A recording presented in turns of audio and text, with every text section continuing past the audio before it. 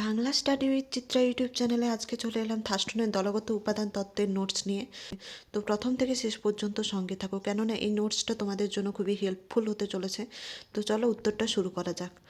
মানব মানব বুদ্ধি একক না বহুমাত্রিক, এই প্রশ্নকে কেন্দ্র করে মনোবিজ্ঞানে বহু তত্ত্ব গড়ে উঠেছে।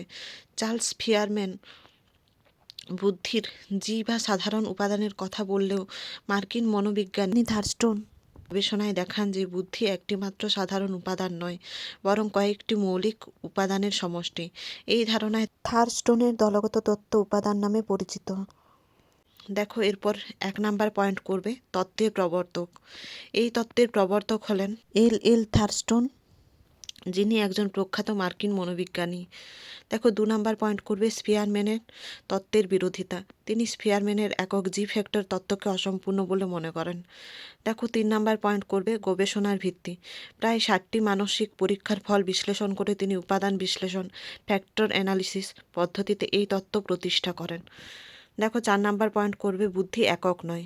থার্স্টনের মতে বুদ্ধি কোনো একক শক্তি নয়, বরং বিভিন্ন স্বাধীন মানসিক ক্ষমতার সমষ্টি। দেখো 5 নাম্বার পয়েন্ট করবে 7টি প্রাথমিক মানসিক ক্ষমতা। তিনি 7টি প্রাইমারি মেন্টাল এবিলিটিসের কথা বলেন, যেগুলো একে অপরের থেকে স্বাধীন।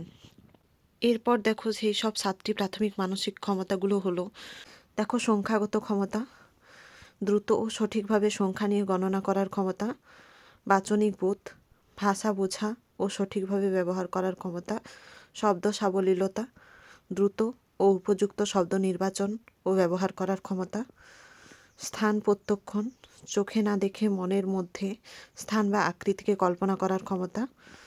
দেখো এরপর অন্যান্য 3টি উপাদান, স্মৃতি, দ্রুত মুখস্থ ও পুনরুদ্ধারের ক্ষমতা, যুক্তি নির্ণয়, নিয়ম বা সম্পর্ক আবিষ্কারের ক্ষমতা, প্রত্যক্ষণ গতি, দ্রুত ও নির্ভুলভাবে মিল অমিল ধরার ক্ষমতা। এরপর মেন পয়েন্ট করবে তত্ত্বের মূল বৈশিষ্ট্য।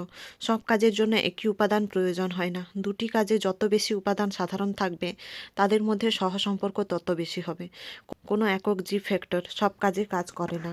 দেখো নেক্সট উপসংহার। থার্স্টনের দলগত উপাদান তত্ত্ব বুদ্ধিকে একটি বহুমাত্রিক ধারণা হিসেবে প্রতিষ্ঠা করে।